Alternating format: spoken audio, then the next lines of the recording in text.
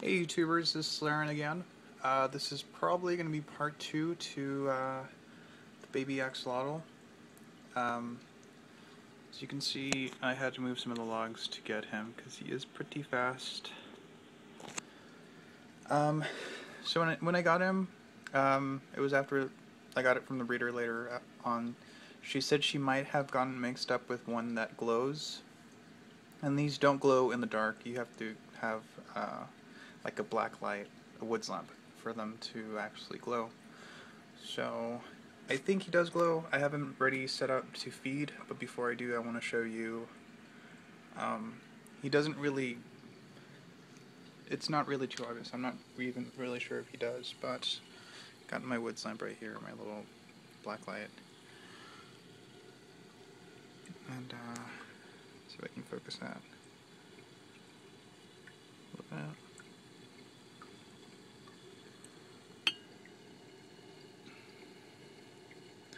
Okay, so he kind of looks black in the camera, but from what I can see, he does have some green, like spots going, especially like by his face and down his back. But he kind of just looks black on camera. So apologies. So I turn that off now, and I guess we can move the camera on him for a second. And get the lights ready.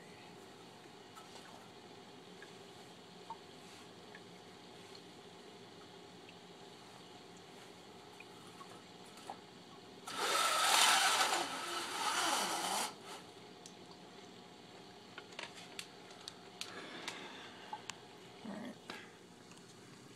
So this is him. He's actually kind of tiny compared to my hand. He's really tiny. So I'm gonna go ahead and try to feed him right now.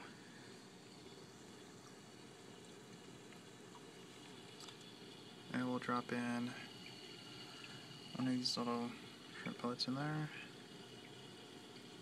and I will drop one of these little tadpole bites down there.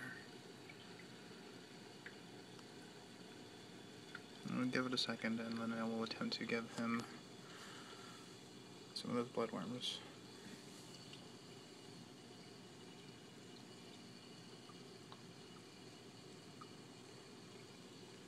Kind of just chilling there.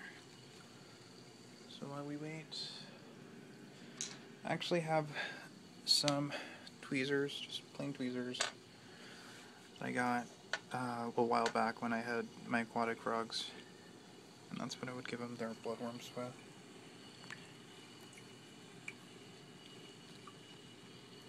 Let's see if it'll sink. Okay.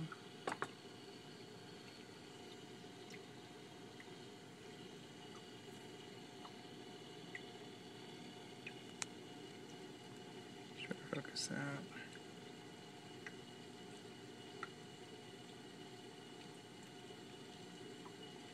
Now the breeder said he might be one of the ones that glows because she said when she gave him to me that there was a green tint through the sun when she handed me him over.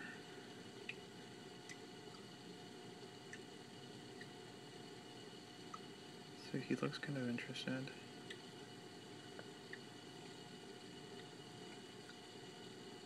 Just leave that in there. What I'm gonna try to do is feed him twice a day until I know for sure what he wants to eat. But until then, I'll just give him kind of a mix of these things. I also got him some cichlid pellets. This bloodworm is still floating.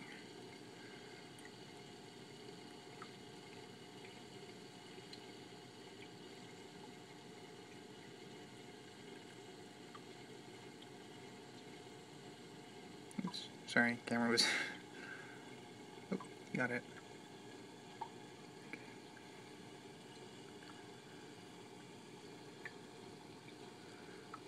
So bloodworms are definitely yes. But I also... What I'm going to do is get some of the frozen ones. These freeze-dried ones I don't think are going to do too well for him, and it might be too time-consuming. So generally after you're done, you want to, I would say, siphon it off, especially since I wouldn't suggest keeping snails with them. No fish really, unless you plan on having them for food. Guess I'll dump this in there. Oopsie, sorry. And again, as I said, I do want to have some white cloud minnows in there. Possibly guppies, but I'm not sure. And I have not named him yet, so if you guys have any ideas as to what I should name him, that would be awesome.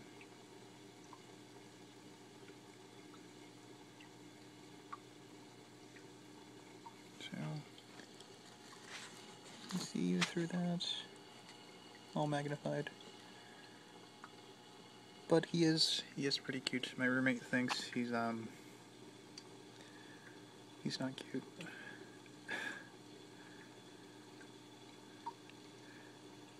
These guys reach maturity about, I think about a year.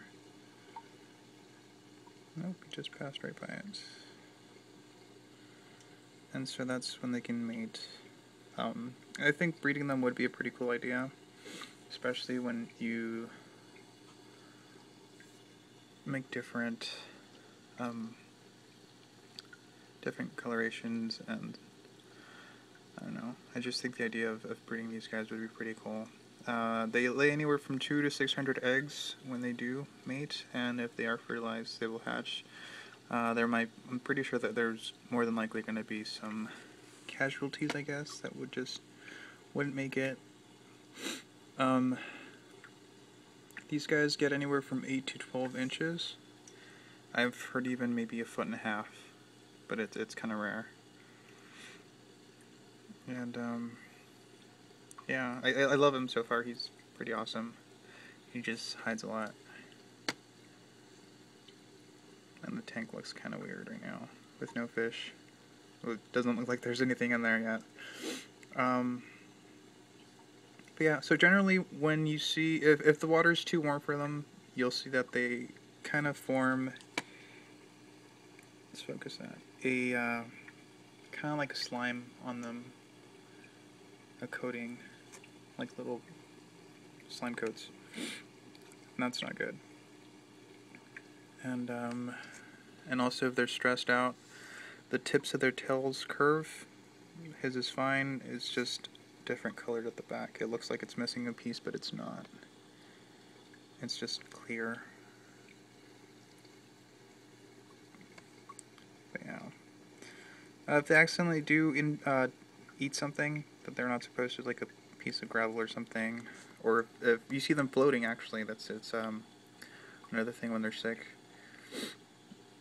You can put them in the freezer, sorry, my bad, in the fridge, and it'll cool them down to slow down their metabolism and help pass either the excess air that they have inside or whatever they've eaten that isn't good for them.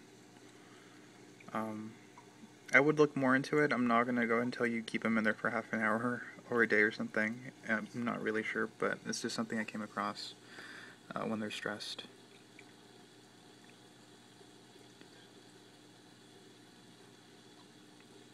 It looks more like he's kind of just ready to get out. He did eat a couple of bloodworms. He's not really touching the shrimp billet or the tadpole bites. So, I'll keep him in here a couple more minutes after I stop recording, just to make sure he eats something. And that's pretty much it. If you guys have anything you want to ask, or you want to know, or if you have suggestions to anything, just go ahead and let me know. I'm brand new to axolotls. This is my first one, but I'd like to research first. So I think he'll be happy. I'm even thinking of getting him a little tank mate, like another axolotl or something. He's in a 30-gallon, so I think it should be fine.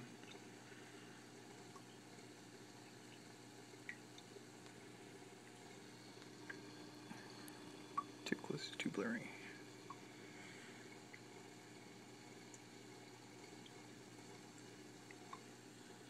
Alright, I'll see you guys later.